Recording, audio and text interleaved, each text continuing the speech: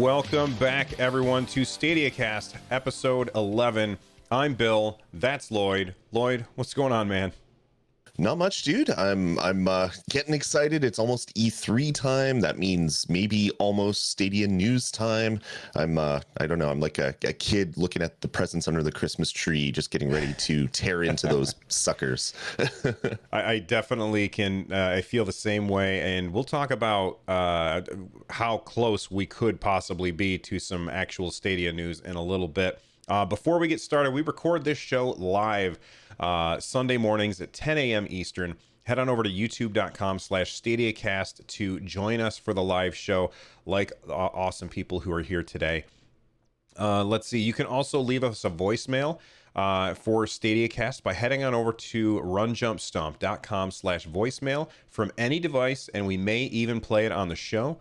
If you want to directly support StadiaCast, head on over to anchor.fm/StadiaCast and click the support this podcast link. For as little as $1, you can help us create future episodes of StadiaCast. Oh my goodness. We've got some news, but before we get to the news, I want to talk about our main discussion today. And Lloyd, the main discussion is, what if Stadia fails? What are some ways that you think that Stadia could fall absolutely flat? That is a really good question. I think this, I guess to start off, if Stadia does fail, it is going to be a long, drawn out process. Just because of them saying that a certain percentage of the North American public has the ability to get high-speed internet, and they're gonna probably wait until a lot more people have high-speed internet before they pull the plug and say that this isn't working. We're sorry, we tried. Blah blah blah. Unless Google does a typical Google thing where they see that things are treading down and they're just like, yeah, starting on Friday, Stadia's done, like they've done with so many products of theirs that I've used and loved. It could really go either way, but I mean, it's a good question. What if Stadia fails? But I don't think Stadia is going to fail. Maybe Stadia as a brand is going to fail, but I do believe that game streaming, whether it's from Microsoft, Sony, Nintendo, some third-party upstart, is really going to be the way that gaming is done in the future, just like Netflix is the way that video is done now. It's a good question, but I just don't think it really has a good answer, because I don't think there really is a what if. I think that is really what the future is going to be. Well, okay, let me rephrase the question or change the question into a new question in order to get a better answer. Because first off, both Lloyd and I are bullish on Stadia. We made a podcast about it. We both think it's going to succeed. I'm not worried about that even a little bit. But I'm not worried about streaming failing. I'm just talking about what are ways that Stadia itself could fail. So not necessarily what if it fails, but how could Google drop the ball on Stadia and make it so that it doesn't perform the way that we are all hoping, or it doesn't catch on the way that we're all hoping? What do you think, Lloyd? Sure. I think there's a real possibility that they could price themselves right out of the market. If they come in too high for a monthly fee or an annual fee, if there's going to be a subscription thing, you could get a lot of people that are just hating on them. Similar to Sony, how they came out of the gate and they're like, it's $20 a month and it's $199 a year and you're going to love it and you're going to pay us the money and you're going to get a second job. Oh, wait, no, that was the PS3. You're going to get a second job for it. Got that one wrong. That really damaged them, and that their service, PlayStation Now, almost became the butt of very many jokes on the internet. It was it was kind of like the Reddit the Reddit punchline for a very, very, very long time. There's just starting now, like 5 years later, to start turning that around. So I do think that if Google doesn't come up with the pricing strategy properly, they could damage their brand pretty easily, and it will just become another Reddit joke. That is kind of what people will talk about on Twitter, and all the socials will be on fire, and Google will have a PR nightmare to kind of dig themselves out of. Yeah, I do think that pricing is the one thing that they have no choice. They have to get it absolutely right, and they have to get it right the first time. Like, if you look at the 3DS, remember when the 3DS first came out and they priced it wrong and they were able to turn it around? I don't know if Google doesn't have the kind of trust built over that long a period of time like Nintendo does. Nintendo priced the 3DS wrong. It sat on shelves, and then they did, what was it, like $100 discount? Yeah, I think it was like $80 or $100 pretty soon after launch. Right. So they dropped the price fast, and then they were able to turn it around, and that's very, very rare that somebody's able to do something like that. So for Google to get this right, I think that they have to 100% get the price right the first time. And, you know, both Lloyd, myself, and we had a guest on last episode, Tom Merritt. We talked all about like what price we thought was the right price point. And so go back and listen to that episode, because why aren't you listening to every episode, you know? But I think that that's the one thing that could be the Achilles heel of Stadia, is the price thing. I guess the other thing is if they don't find enough interest with developers, and I don't really think, I personally don't think that that's going to be an issue. I think that a lot of developers are going to look at this and say, this really lowers the barrier to entry, so I'm in as long as porting is easy. And I've been watching some stuff from GDC and kind of getting caught up on that. And it seems like Google is really going all in on, look, this is how easy it is to do these things. In fact, there was this whole, I think it's like a half an hour.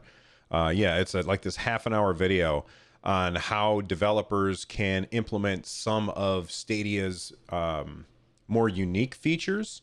And so they like kind of ping ponged back and forth, and we'll get to that story in just a second, but they kind of ping ponged back and forth and talked about, this is what we can do. And then an engineer would come out and say, and this is how you do it. And then, you know, the engineer starts talking. I was like, I don't know what you're talking about. But the things that they were saying was pretty interesting. Do you think that Google will have any problem getting developers on board? No, I don't see that as an issue at all. I think there's enough Android developers right now.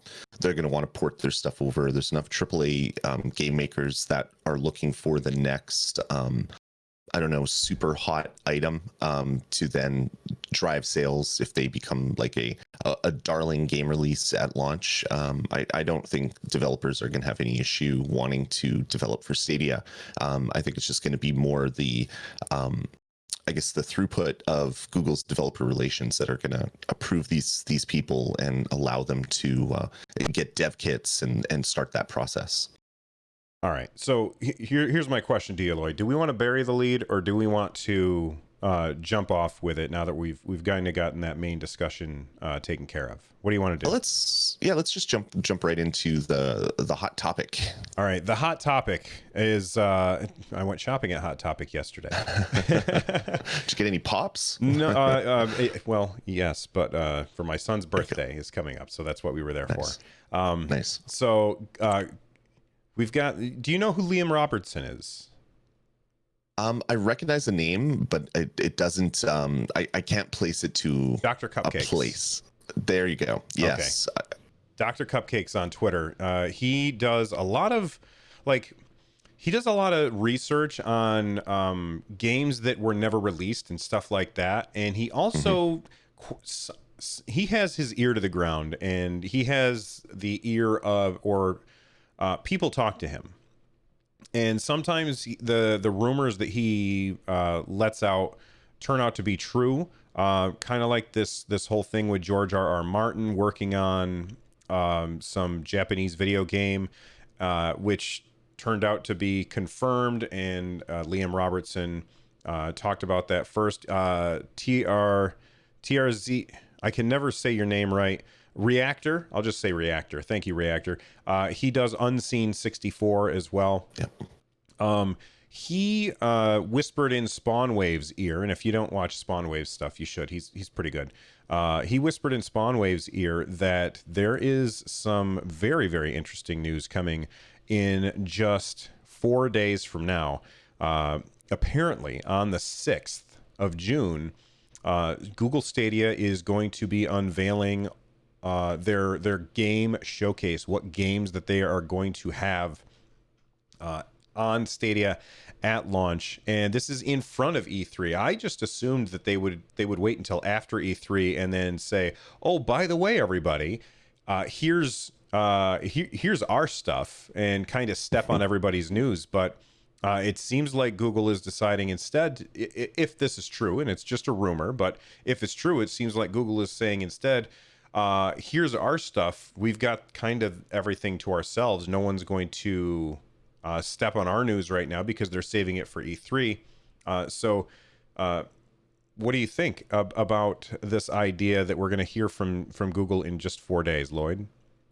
I think it's a possibility, a definite possibility. I know on May 24th, the day before my birthday, and that's the only reason why I remember it, because I was like, oh, that would be a great birthday present if they unveiled it tomorrow. But Google Stadia unveiled or tweeted out rather, this summer, 3 of the wishes you've been asking for will finally be granted. Price reveal, game announcements, launch info. Stay tuned here for more Stadia details coming soon. And it's like, oh, this summer. Okay, well, summer's at the end of June. So, okay, maybe we're going to have to wait for a bit. And then 4 days later on May 28th, they tweeted out soon. That was written out in game controllers. It's like, oh, okay, soon, huh? Interesting. And then a few days later, they have a bunny holding up a sign that says the wait is almost over. And it's like, okay, so they're really ramping up towards something. So I think that the 6th, June 6th date could actually be something. There could be something there. And maybe we'll finally get all of our answers and we'll have something awesome to talk about next episode. Well, we still have something awesome to talk about this episode, and that's the idea that the game that they may either be leading off with or including as part of it, and again, just rumors, so don't get your hopes up. This could all be people whispering the wrong things to Liam Robertson. Right. It could be false information, but is Baldur's Gate 3. Are you a Baldur's Gate fan? Did you play those games? I did. I don't think I ever beat any of them, like completed them. But I played Baldur's Gate 1 and 2 a lot back in the day. I love those kind of open-ended RPGs like Baldur's Gate. Yeah. Well, Baldur's Gate 3, I mean, those were from, was it Obsidian? No, it was from Black Isle. I can't remember who made the original ones, but they're not really. Black Isle. It was Black Isle? Okay. They're not really around anymore. And the company who owns the IP to do Baldur's Gate now is the same company that recently did Divinity Original Sin. Now, Divinity Original Sin is another game that's kind of like that. Top-down, real-time combat. You hit the space bar and you pause the combat, and then you can give everybody orders and hit unpause, and then everything happens. Like, it's that same kind of style. So I can't think of a better company to take the reins of the Baldur's Gate franchise and bring it forward. I'm very excited to jump in again. In fact, I immediately, when I saw this news, I downloaded Baldur's Gate 1 on my enhanced edition on my iPad and played a little bit, and then immediately got distracted by all of the shiny things and stopped and stopped playing Baldur's Gate. But if Baldur's Gate 3 comes out, like, I can't imagine that's going to be very, very exciting. And I know that there's going to be people out there who love Baldur's Gate, and they're like, wait a second, if this is true and Baldur's Gate is being shown at a Stadia showcase, then does that mean it's an exclusive? And I would say probably not. I doubt it would be an exclusive. I'm sure that they will have exclusives, but I don't think that this will be an exclusive. This will probably, if anything, a timed exclusive. But for I think a lot of the exclusives that Stadia will get will come from Jade Raymond and her team, which are the actual first party stuff. Vaxer in chat is asking, what would the story of Baldur's Gate 3 be?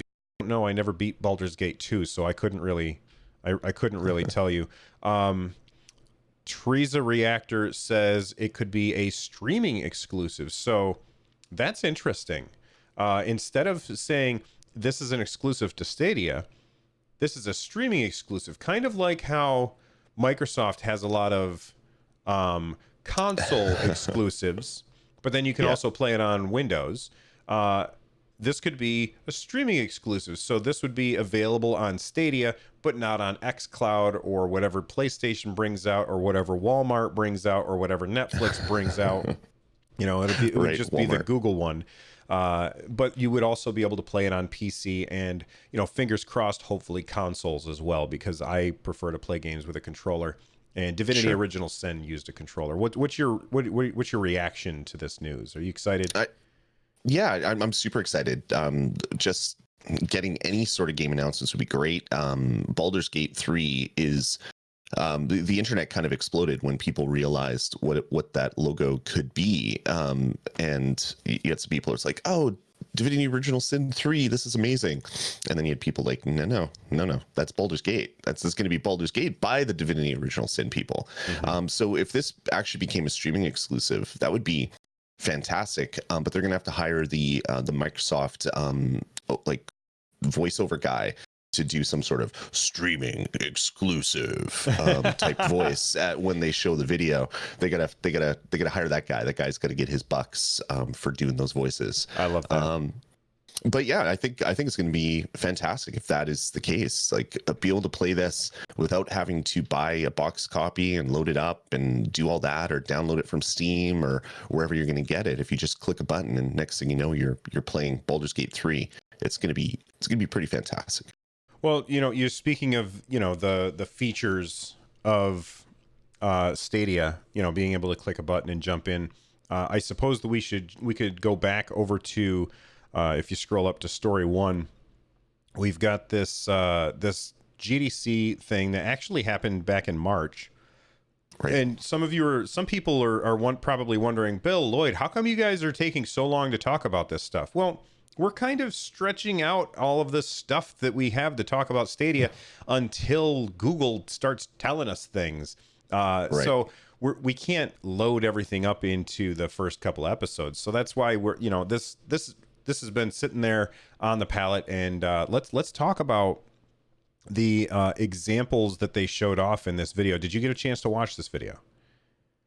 I did, yeah. It's pretty interesting. So they're talking about their kind of I guess the three big, quote-worthy technology pieces that they talked about at the original unveiling of Stadia, and that is crowd play and crowd choice, and then the click to play. So it's just a video kind of explaining sort of how that stuff works. Click to play is just as easy as creating a link and putting it in either a YouTube video or Reddit or Discord or wherever Twitter, wherever your socials are. We kind of knew what that was. That kind of, we know what it is. It's pretty simple. You click a link, you get in there and play. But they talked a little bit more about crowd play and how easy it's going to be for a developer to enable it. So it's essentially just another API, and you tell this API that, okay, I can have a total of 8 players, and I currently have 2. And then every time that the number of players that are in your game change, you have to update those numbers. But then it will publish this out to whatever stream that you're doing. So if you're streaming on YouTube, it'll publish out a queue link that is kind of an overlay. And it's just an automated thing. And then when people join the queue, that gets updated, and then it shows all the people in it. And then they can join your game. Of course, that doesn't make your multiplayer just work. You're going to have to do all that multiplayer stuff. But for the crowd play feature, it's as easy as just enabling it and then just calling this method over and over again once those numbers change, which was really cool because it shows that this is a core thought from Google of something that they think is really going to be huge for Stadia and is really going to set them apart from any other sort of streaming company. Yeah, I gotta say, the crowd play is one of the things that gets me the most excited. Lloyd and I are both people who stream on Twitch, and trying to play with viewers is such a hassle, especially if you're on Nintendo, because you got to exchange friend codes and you got to jump through 47 hoops, and this just makes things super, super simple. The other things that I really get excited about is the other examples of crowd play that they talked about. So rather than just like they showed off, here's an example of NBA 2K or whatever, and Lloyd just is watching me, so he joins on my team and we play against the other team, blah blah blah blah blah. They also showed off, let's say that you are the streamer and you are playing a first person shooter or any kind of game really. The crowd could join and take over for the AI and start making the game harder for you. So you're playing against AI, and then everybody who's watching your stream can click a button, join in, and then they can be the enemies that you are trying to take out, which sounds really cool. I mean, could you imagine that? Just think about that for a second. I'm watching Lloyd play. He's the hero. Me and everybody else, we join in. We start trying to fight against him.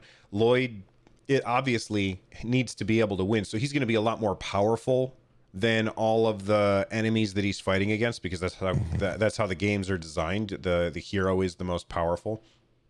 And so he's mowing us down and taking us out. And as soon as my character dies, it just kicks me out, and the next person in the queue comes in and becomes the next zombie to kill or whatever. I think that sounds fantastic. And then on top of that, because streaming to Google Stadia is so simple, like it's just if you're playing, you have the ability to share your stream, right? Because it's so simple, everybody that I'm playing with can also capture their moment of getting killed by me or by Lloyd or something. Just imagine, like, I was watching a friend of mine on Twitch. His Twitch handle is Baldur. Go follow him if you don't, because he's great. And he was playing Fortnite with another one of my favorite streamers, Aurora Peachy. And they were just goofing off, and then they ended up coming across Ninja, like one of the biggest Fortnite streamers in the world. And Baldur got killed by him, and he was like, oh my god, that's awesome, I got killed by Ninja, and people were clipping it and sharing it. And this kind of thing is so much like, if Lloyd, who of course is awesome, is going to be like the top Stadia streamer, people are going to be watching Lloyd, and they're going to get killed by Lloyd, and they're going to share that, and that helps that helps Lloyd grow his audience. It would help the video game itself grow its audience. I just the way that they are approaching streaming or integrating their gaming platform with streaming is so huge, and I feel like this could be the thing that really changes games. Not just the fact that we're not going to have a box, not just the fact that it's not a thing that you have in your house, but the idea that it is so closely integrated with watching and streaming, that could really, really change things up. Lloyd, why don't you tell us a little bit about crowd choice, because this is another thing I'm super excited for.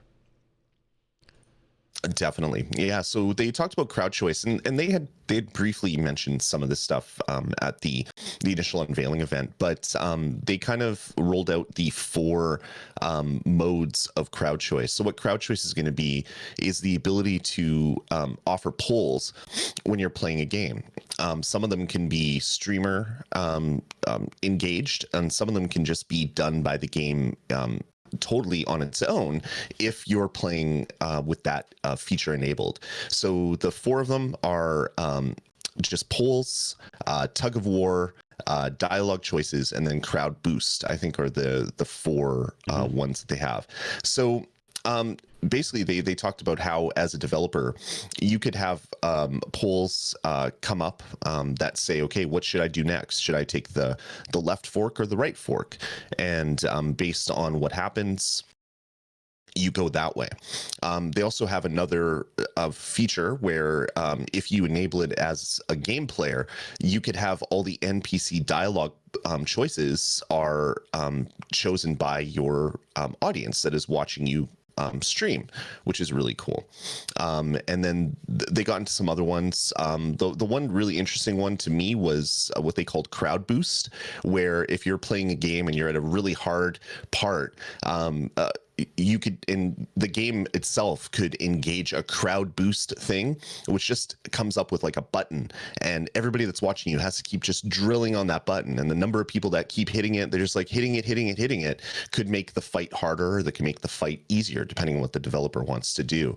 So just like a really interesting way to add more audience participation, and also maybe a little bit more immersion from the people that are watching you stream, just by having stupid polls come up. Like it's such a simple thing, but a lot of Twitch people that I watch, they pop up polls all the time. Should I do this? Should I do that? Or what's your favorite thing? Where's your favorite area of the map? Where should I land if they're playing Fortnite? And it just engages your audience, and to have that built right into Stadia is cool. But then to have all these all these API hooks that the game itself could call up automatically. So you just enable it, say I want crowd choice enabled, and the game itself could just automatically just start doing things in the background. And maybe the person that's streaming doesn't even see that stuff happening, so they don't know what these choices are. It could make for some really, really fun gameplay moments if the developers leverage it the proper way. Right, and this is the thing that's going to take Stadia and make it stand apart from everything else, in my opinion, is the fact that it's not just another way for me to play a game, it's a way for us to play a game. And that is super exciting to me. Imagine if you're running along, you've got a shotgun, and chat decides, oh, you know what? I think that we're going to give him a sniper rifle now. And so everybody votes on what the next weapon that's coming out of the box at the end of the room is.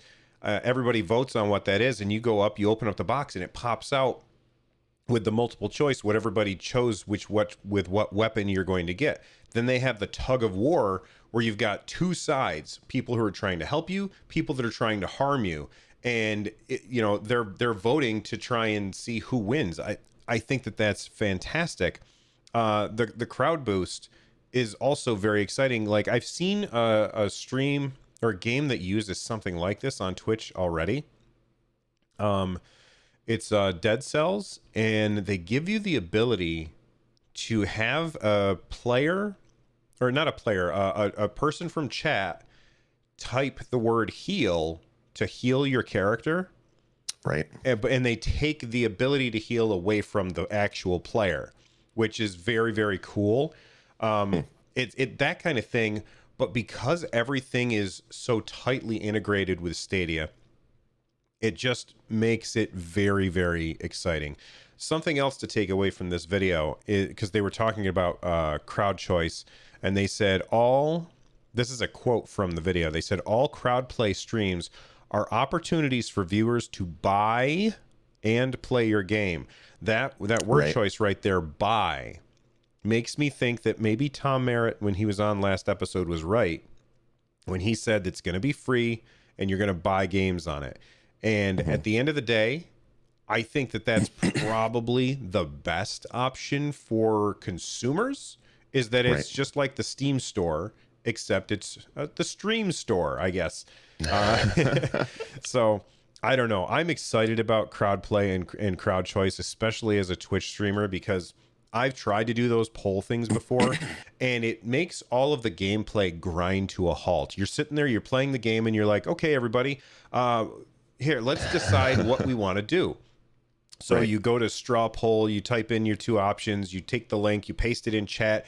everybody votes. You sit there and you're waiting for everybody to vote, which is fine because it gives you a chance to chat with people, but you're Right. waiting for everybody to vote. And then you look and it's a damn tie and you're like, oh my God, really?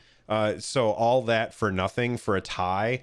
That's happened to me so many times that I just said, forget it. I'm not going to bother with it because it takes too much time away from the gameplay. It takes the momentum of the game and completely destroys it. Whereas if the game developer just has it built in, like they can actually just pop up on the screen while you're playing. Like you could see it on the screen, or maybe it'll just show up in chat, but they could just pop up on the stream. Click this for if you want this to happen, and this for if you want this to happen. And the player is just going to keep playing the game while the chat makes the decision for them. That is so exciting, and that's one of the things that is going to make games like games on Stadia very, very different from other things, and that's what they have to do to succeed. Totally. And it's not too long ago that developers were saying that streaming is illegal and you're taking money out of our pocket and you're making money off of our intellectual property. That wasn't that long ago, where there was a lot of AAA developers that were doing copyright strikes and takedown notices and all these things on people that were just trying to stream a game. And we've come in just a few short years from there to the existence of a platform that has streaming built into it. It is baked in. So every game on Stadia, when you play it, it's recording a YouTube video. And whether it's public or not, who knows? That is quite a leap in just a few short years. And then to have all of these other sort of, I don't know, it's more understanding that video gaming can be a group effort, or a I don't know, almost like its own stage show. Almost, the person that is playing the game is their own actor that is playing this game. It's pretty crazy to me that the industry has moved this far in a few short years, because the gaming industry usually doesn't move that fast. They have hard and just true ideas of things, and then for things to just kind of flip on their head is pretty darn amazing. Tears a reactor, which I'm sure I've said wrong again, but it scrolled past how the pronounce is, so I'm sorry, reactor. They said in chat they don't mind as long as they dictate terms and get a cut of streaming revenue. That's an interesting proposition. It never really occurred to me that the developers of a game on Stadia would get a cut of the revenue from the ads that are put on my videos. I don't mind that. That doesn't bother me, but that never occurred to me before. It could be like that, but it could also be... What's that? I said that's a neat way to do monetization. If you're releasing a free game, but you get 30% of all ad revenue after Google already takes their 30%. I mean, that's an interesting way to kind of pay for the game to give it away for free. Right, or just a way to entice developers onto the platform. Look, on other platforms, you sell your game, that's fine. On our platform, you sell your game, and then we sell ads on your game that you split with the creator. So I can see how that would work, but it could also be just you sell your game to our audience, and we get a cut of we take that ad revenue. So there's a lot of different ways it can go. I think it's perfectly safe for a developer to say, but we're also getting a whole lot of free advertising. And it took a long time. Well, I say it took a long time. Lloyd just got done saying it happened fast, but hell, Nintendo just in January stopped their nonsense with getting takedown notices and all that stuff. So it was just in January that finally stopped with Nintendo games. So some companies faster than others. Oh God, who was it? Persona that said that you couldn't stream at all. Yeah. Yeah, there was a bunch of weird, like if you signed for an NDA when you were reviewing a game, you couldn't stream the first 2 hours of the game, or you couldn't stream past like the second chapter. Like there's all these weird limits that were put on these games, and it's been kind of an evolving thing over the years as we get to the point now where you still have NDAs, but usually it's like on this date you can stream and you can do whatever you want. And Reactor in chat is saying the key to Stadia is YouTube, and I think the key to Definitely. YouTube is Stadia. Like right now, YouTube is doing fine as far as people uploading videos and stuff, but YouTube Live, it is a graveyard right now. When you compare, Yeah. I know that YouTube is, when they were talking about Stadia, they're on stage and they're like, this many million hours were watched of live video. That's great, dude. But you go over to Twitch and it just dwarfs it because Twitch is just killing it with live. Sure. And it, like YouTube, I've said it before on the show and I will say it again, I'm sure YouTube is going to YouTube Live is either going to live or die by what Stadia is. If Stadia does well, then YouTube Live will do very well. And the things that are going to make it possible are these features that are kind of exclusive to Stadia. I know that Amazon, which owns Twitch, they have their own video game development house, but like they're taking a really long time to do whatever it is that they're doing over there. Like they tried, what was that game? It was I can't remember the name of the game. It was like this weird game where it was two teams against each other and they had a ball and they could throw the ball into, do you know what I'm talking about? No, doesn't ring a bell. Doesn't ring a ball. I'm sure. There you go. Doesn't ring a ball. I'm sure that somebody in chat or after the show will let us know what it was. But it was this game by Amazon Studios, and the game failed, which I don't understand why, because it looked like it was really fun. And it had a lot of integrations with Twitch.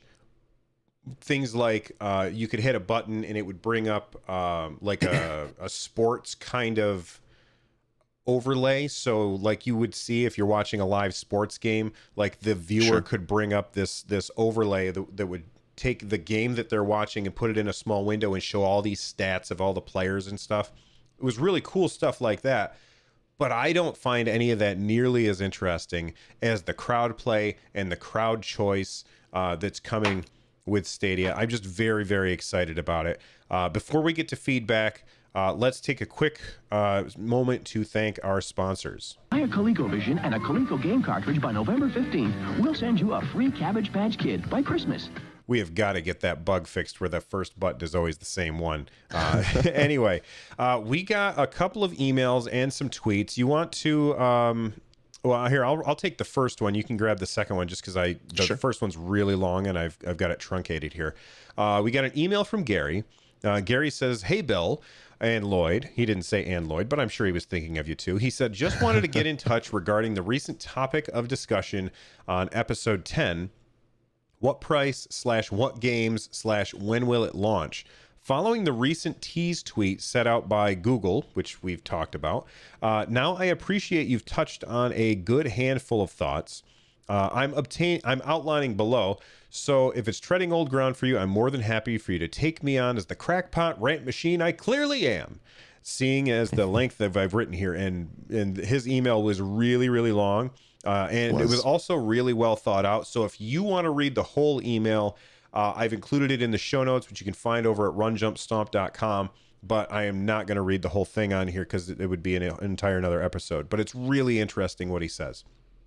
He says his opinions, thoughts in a nice TLDR format. He thinks that pricing will be free, plus a game purchase and an optional game subscription service, kind of like exactly what it would be like with a console, except the console is free. And I think that makes sense. Fingers crossed. Games, he said, don't worry about games. E3 is only a week or so away. And while... maybe, and this is me talking, not, was it Gary? Yeah, not Gary. While, Lloyd and I talked about the idea that there may or may not be, Google doing something on the 6th. If they don't worry, guys. we're still going to hear from third parties. I'll bet third parties Right. are going to be at E3. They're going to show off their game, and at the bottom of the slide afterwards, it'll say Nintendo Switch, Xbox One, PS4, PC, Mac, Stadia, Walmart, Netflix, or all these other things. You know, it's gonna list off all the places where you can play those games. So I think E3 will be very, very interesting, whether Google announces anything or not, unless Google has made a deal with those developers and said, by the way, we're not going to say anything and you're not going to say anything because we're waiting until a certain time to do their announcements, kind of like Apple would do, where they just button down everything so that people can't talk about it. And then Gary also said launch, he thinks late August to early September. I personally think it's going to be much later than that. I would be very, very happy to be wrong, but I think it's going to be very late this year, probably sometime around November or something like that. I don't have anything that I'm basing it on. That's just my thoughts. And again, if you go to the show notes, you can read the entire email, but I'm not going to do it on here. You want to take the email from Joe Man? Sure. The email from Joe Man goes, "Hey guys, just caught up on StadiaCast. Listening to you and Lloyd talk about better AI potential in Stadia reminded me of some videos involving Google DeepMind. DeepMind made big news a couple years ago when their AI AlphaGo was the first program to beat professional human players at the ancient strategy game of Go. What made less of a splash but was more impressive is that they built an AI called AlphaStar that was the first ever to beat professional StarCraft 2 players. They deliberately limited the computer's actions per minute to a human level to make it fair." Which is funny. Your podcast made me pick up some details that I hadn't previously understood the importance of. They attempted with mixed success to produce AlphaStar AI, which mimics human players of various skill levels and not just professional. So thanks for the email, Joe Man. And yeah, like this is really exciting. We had Google I/O recently, and they had talked about how they got voice recognition down to like 25K that they could embed on phones for like more I don't know, more limited countries where they have more feature phones than smartphones. And the way that they did that was data. So just a vast amount of data from everybody using their Google Voices. Voice calling, voice making meetings, whatever you're doing. They aggregated all that data. They ran algorithms against it, and they created a perfect sample set that they were able to load on the phones. Well, now they can do that with AI. They can have millions of gamers that are playing the game, training the AI, getting it better. And yeah, like these game developers and Google themselves potentially could make AlphaStar, but for Call of Duty or for Fortnite or for other games. And it is really kind of exciting that they're going to have access to all this data that can then train these AI bots through just the vast amount of data that's going to be generated while people play games. So right. Yeah, thanks, Joe Man, for that email. Yeah, we definitely appreciate those emails and just you guys connecting with us. If you didn't hear that episode, that was back on episode 5, where Lloyd and I talked all about AI. So we had like a deep conversation or a long conversation about how Google Stadia and AI can really change the gaming landscape. And something else that I'd like to say is that right now, when I play against the computer, it's always like, let's say I'm going to go back to let's say I'm playing Overwatch and I'm playing against bots. I'm going to just trounce them every single time. Every single time I will trounce the enemy bots. It's just too easy, even on like the highest difficulty. But then when I play against real players, you know, most of the time I lose, and it should, you know, if they have good matchmaking, it should be a lot less that I lose, but that's more, it says more about my skill than their matchmaking. That's not going to be the case with Stadia. Maybe at first, but over time, the AI in video games is going to get better and better and better, and I'm very, very excited for that, because that means that even for games where that people aren't really playing much these days anymore, like, I don't know, let's say Quake 3 Arena. You know, nobody plays Quake 3 Arena anymore, but if I feel like playing Quake 3 Arena, I'm just going to go through and destroy all the bots because they're dumb. Right. In the future, when we have these games come out and, you know, they're flash in the pan, they're super fun, they're awesome, but then everybody moves on to the next one. If I want to go back and play that, the bots might be good enough to actually make it an enjoyable experience. And I think that that's really, really exciting. We also got a tweet from Anthony Talcott. He says, at StadiaCast, question for the podcast. I read somewhere that the Nintendo Switch will be coming on board Microsoft's Azure. If gamers go where the games are, does Stadia's future look bleak? I would say no, because I think both Lloyd and I keep our ears pretty close to the ground when it comes to Nintendo. I have my show, Nintendo Switchcraft, which comes out on Tuesdays, Thursdays, and Saturdays. Make sure you subscribe, and runjumpstomp.com/shows. And then Lloyd has Nintendo Pulse, which you can find over at res.tv. You can check out, we do twice a week, and some special episodes as well on covering Nintendo stuff. So we're both pretty well versed in kind of the Nintendo ecosystem. And I don't think Nintendo is getting into bed with Microsoft Azure anytime soon.